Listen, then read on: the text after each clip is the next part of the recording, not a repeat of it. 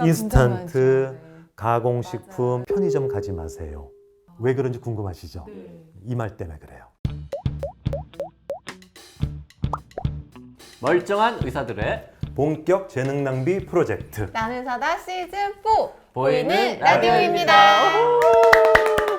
자, 오늘 삼성 서울병원 소아청소년과 최현호 교수님 모시고 소아 크론병에 대해서 공부해 보도록 하겠습니다. 네. 궤양성 대장염하고 구별해서 막 쓰고 수타에 썼던 것 같은데 소아 크론도 많습니까? 예전에는 사실 없었다고 볼 정도로 희귀했던 병인데 요즘 많이 늘고 있습니다. 그러니까 전체 크론병이 우리나라에 한 2만 5천 명 정도 되고요. 소아청소년기를 우리는 18세로 보니까 그때까지는 한 20% 정도. 그럼 5천 명? 그러면 교수님은 1년에 몇 명의 환자를 보세요? 현재 이제 10년 이상을 보고 있기 때문에 저희 환자는 500명 정도는 되는데요. 요즘에는 연간 50명에서 60명의 신환이 발생합니다. 전국의 소아 크론 환자 중에서 10% 이상을 혼자서 커버하고 계시군요. 아, 그렇군요. 빈말이 아니라 소아 크론병 분야에서는 정말로 세계적인 대가시로 유명하신 분인데, 감사합니다. 크론병은 일단 그 발생 기전이라 그럴까요? 하여튼 그 병 자체는 어른이나 아이나 똑같은 그렇죠. 거라고 봐야겠죠. 간단하게만 좀 설명을 해주시죠. 현재로 그 원인이 밝혀진 거는 없다고 보는 게 맞고요. 어려서 장염도 많이 앓고 좀 지저분하게 자라고 기생충도 있고 이런 데서는 내 몸이 면역이 많이 잘 되는데요. 그러지 않고 깨끗하게 크다가 어느 날 균에 크게 감염이 오고 장염 심하게 온 다음에 내 면역 체계가 깨지면서 이런 병이 생긴다는 위생 가설 얘기도 좀 나오고 있고, 가공식품, 패스트푸드 이런 게 관여되지 않나 이런 얘기도 나오고, 현재 원인은 잘 밝혀져 있지는 않습니다. 이것도 일종의 자가면역 질환으로 보나? 예, 자가면역, 자가염증 질환으로 보고 있습니다. 그러면 증상은 뭐가 있습니까? 이 제일 심한 증상은 복통과 설사인데, 아이들은 성인 크론병과 조금 달라갖고 성장에 영향을 미치게 돼요. 갑자기 어느 날 잘 자라던 애가 배 아프고 설사하면서 살이 안 찌는 거예요. 가끔 우리도 배 아프고 설사하고 또는 과민성 대장 증세가 있어서 매일 설사하더라도 그 사람 살이 찝니다. 그런데 크론병에 걸리면 살이 빠지는 거죠. 더 먹으면 안 돼요? 먹으면서 더 설사하니까 그 아이는 또 못 먹고 키가 안 자라게 돼 있잖아요. 갑자기 성장이 멈춰버리는 느낌을 받아요, 부모들은. 또 하나가 항문에 염증 살이 막 돋아요. 또는 누공이 발생하고 고름 흐르고 이런 일이 항문에 나타나서 주로 외과에 먼저 찾는 경우가 되게 많아서 소아 크론병이 진단하기까지 오래 돌고 돌아서 오래 걸리는 경우를 꽤 많이 경험하고 있습니다. 장 증세가 있으면서 살 빠지면 의심해야 되고, 제일 쉬운 검사가 결국 혈액 검사인데요. 내 몸에 염증 수치가 올라가 있는 거예요. 보통 과민성 대장에 의한 설사 같은 거는 염증 수치가 안 오릅니다. 그런데 크론병은 피 검사에서 염증 수치가 올라가 있어서 이거 왜 이러지? 의심해야 되는 거죠. 치료는 보통 어른이나 아이나 똑같습니까? 조금 다릅니다. 일반적인 약이 쭉 있잖아요. 근데 소아 청소년기는 아주 배타적인 영양요법이라는 게 있어요.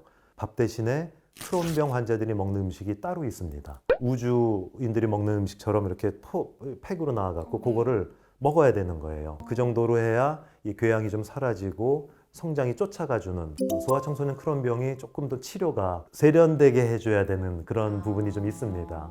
크론병이 굉장히 오랫동안 난치병이었잖아요. 새로운 치료법 이런 거 자꾸 개발되고 있습니까? 지금도 많은 치료가 개발되고 있고, 또 그동안의 치료 방법이 변형이 많이 되고 있어서 제가 이거는 슬라이드를 좀 보여드리면서 얘기를 해드릴까 합니다. 네, 감사합니다. 나이사 최초입니다. 그러게요. 슬라이드를 준비해 오신 분은. 저사 하나 보이시죠? 네. 걷고 있습니다. 짧은 거리를 걷고 있는데 평지처럼 보이지 않나요? 네. 예. 파란 줄이 평지죠. 네. 근데 이게 만약에 100m면 평지일지 모르지만 이게 10km가 되면요, 저 빨간 줄이 원래 평지였다고 치면 파란 줄은 내리막길이에요. 그런데 우리는 그거를 평지로 착각하고 있습니다. 모른다는 뜻이에요. 왜 이 얘기를 해드리냐면, 크론병이 만성질환이에요. 만성질환은요, 계속 진행하고 있는데 그걸 잘 몰라요. 크론병의 자연 경과를 보면 이 그래프가 왼쪽이 소아 청소년기고 오른쪽이 성인기라고 따지면요, 처음에는 염증으로 시작해요, 크론병이. 그러다 보니까 어느 시간 지나가면서 협착이 오고 누공이 생기고 점점 이 장이 망가지는 쪽으로 가는 게 크론병이에요. 저는 이렇게 생각했습니다. 결국 이 염증 단계 때 소아청소년 크론병을 빨리 치료를 해주면 협착으로 가는 것을 막을 수 있지 않을까. 그래서 저 이제 치료 방침에 대한 얘기를 오늘 우리 삼성서울병원에서 하고 있는 걸 얘기해 드릴까 하는데요. 크론병을 만약에 1단계, 2단계, 3단계로 나누면요. 3단계가 제일 나쁘다고 치고 이게 심각한 상태고 1단계가 초기 상태라고 치면 보통 1단계 치료는 염증을 치료합니다. 뭐 메살라진, 스테로이드, 메트로니다졸 같은 항생제 이런 걸 쓰는 게 염증 치료가 되는데 2단계는 아자치오프린이나 MTX라는 면역 조절제를 쓰고요. 이제 3단계 나빠지면 생물학적 제제라고 주사제라고 알려져 있습니다. 일반인들한테는 인프리스맵, 아달리무맵 이런 약들을 쓰는 단계인데 의사들이 어떻게 하겠어요? 제일 처음 1단계 치료를 시작하는 거죠. 특히 스테로이드라는 걸 먼저 시작을 합니다. 스텝업 치료라 그래서 1, 2, 3단계를 거칩니다. 이게 보통 3년, 5년, 7년 이렇게 지나가요. 그러다 보면 아까 말씀드렸듯이 어느 날 보니까 협착이 와 있는 거죠. 그래서 성인에서도 거의 50% 이상은 다 수술한다고 돼 있죠. 저희 병원은 그렇게 치료 안 하고요. 염증 단계 때 미리 그거를 블로킹 해갖고 협착으로 가는 걸 막자는 거라서 이 주사제, 생물학적 항체를 미리 쓰자는 게 저희의 생각이고요. 맞습니다. 그래서 우리 병원이 갖고 있는 특이한 시스템 하나가 모니터링 시스템을 갖고 있어서요. 약물의 농도라든가 약물의 항체, 내성 이런 것들을 미리 예측하는 걸 한 10여 년 동안 해왔습니다. 그래서 지금 환자 많은 분들이 텁에서 다운으로 내리고 있는 그런 상황을 보면 되고 완치 가까이 가 있는 사람들도 많이 나오고 있습니다. 저 3단계부터 해서 내린다는 게 3단계를 쓰다가 어느 순간이 되면은 3단계 안 쓰고 2단계로도 조절이 되고 어느 순간이 되면 1단계로도 조절이 된다는 의미인가요? 정확한 지적입니다. 좋은 약을 미리 쓰고 그 다음에 시간 흐름에 따라서 하나씩 없애가는 쪽을 저는 택하고 있습니다. 건강보험 적용이 문제는 없는지 궁금합니다. 흔히 왜 1단계 치료 안 되면 2단계 2단계 보험되고 가고. 2단계도 실패해야만 3단계 3단계를 보험 쓰고. 적용되고 이런 질병 많잖아요. 지금도 이것도 그렇게 돼 있고요. 이것도 그렇게 돼 그렇게 돼 있어요? 있지만 1단계 치료가 보통 한 3개월 정도를 보고 그때 대부분 잘 안 낫거든요. 네. 그때 쓸 수가 있는 거죠. 몇 년은 아니군요. 예, 그러니까 되게 빨리 쓰는 건 맞고 그걸 우린 탑다운이라고 부르고 있는 겁니다. 네. 그 당뇨병 치료하시는 선생님들도 인슐린 치료를 빨리 조기에 적극적으로 하는 게 훨씬 장기적 예후가 좋다는 말씀 많이 하시던데 그거랑 비슷한 맥락일 것 같아요. 만약 치료 목표가 임상적으로 증세 사라지게 하는 거라면 사실 스테로이드만 써도 다 좋아지는 거예요. 근데 저희는 치료 목적이 좀 높습니다. 궤양을 사라지게 하는 거를 높이는 거예요. 점막 치유를 목적으로 하면 생물학적 항체를 쓰겠다는 거예요. 또 그걸 가지고 TDM이라고 하는 모니터링을 통해서 부작용도 예측하고 환자의 약을 올리거나 줄이거나 변형하는 과정, 끊거나 늘리거나 하는 것도 다 자유자재로 조절할 수 있게 돼서 개인 맞춤 치료가 가능하게 되는 시대가 온 거죠. 사이언스에 나온 논문에 따르면 어류학자 데니얼 폴리라는 사람이 이런 얘기를 합니다. 각 세대의 어류학자는 자신이 연구를 시작할 시점에 어족 자원을 기준선으로 삼아서 그 후의 변화를 평가한다. 다음 세대 어류학자는 이미 줄어들었던 어족 규모를 새로운 기준선으로 설정하고 또 거기서부터 연구를 시작한다. 이미 기준선은 이동했는데 학자들은 그 어족이 사라진 것을 이미 수용하고 들어간다. 그래서 사이언스에 이런 말이 나옵니다. 기준선 이동 증후군. 치료는요.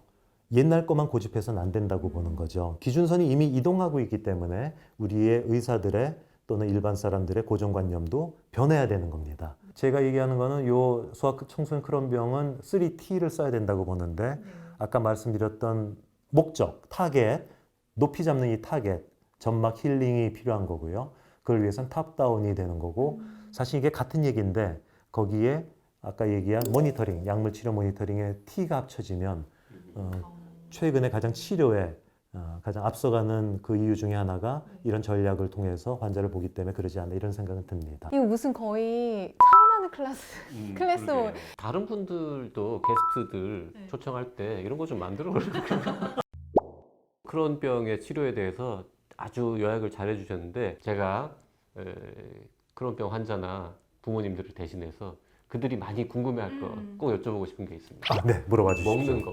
먹는 거. 혹시 크론병 환자들이 먹으면 안 되는 음식이나 두 가지로 말씀드릴게요. 먼저 첫 번째는 배타적 영양요법이라고 네네. 있잖아요. 이게 여러 가지 상품명이 나와 있긴 한데 완전히 가수분해된 것들이에요. 단백질의 모노머를 이용해 갖고 그걸 주면 정말 궤양이 사라집니다. 근데 다른 영양적인 문제. 영양은 다 들어가 있어요. 들어가 가루를 물에 타서 액체를 먹으면 하루에 칼로리 다 나오고요. 세 끼를 그것만 먹는 거예요. 평생? 평생. 그럼 어떻게 생각하세요? 그럴 수는 없. 말도 안 되는 얘기죠. 네. 삶이 전혀 행복해지지가 않는 네. 거예요. 첫 번째가 그런 거고, 두 번째는 하버드의 유명한 윈터 교수라고 계셨는데 크론병 환자한테 고기를 먹지 말라고 합니다. 고기를 전혀 안 먹으면 하여튼 조금 좋아지기는 하는 건 확실합니까? 줄이면 좋아지는 건 확실한 것 같은데 저희는 그렇게 생각 안 합니다. 결국 이제 궤양을 없애는 치료에 가장 좋은 것이 아까 말씀드린 그런 인프리스맵 같은 그런 항체니까 동시에 그걸 쓰면서요. 궤양은 사라지게 하고 먹는 걸 좀 풀어주고 있습니다. 애도 행복해야 되잖아요. 그 대신 꼭 피하라고 하는 거는 편의점 가지 마세요. 인스턴트가 인스턴트, 굉장히 가공식품 맞아요. 이런 것들은 확실히 우리 장에 해를 주는 건 맞아요. 그래서 그런 걸 피하라고 주로 얘기하는 거지. 우리 한식 있잖아요.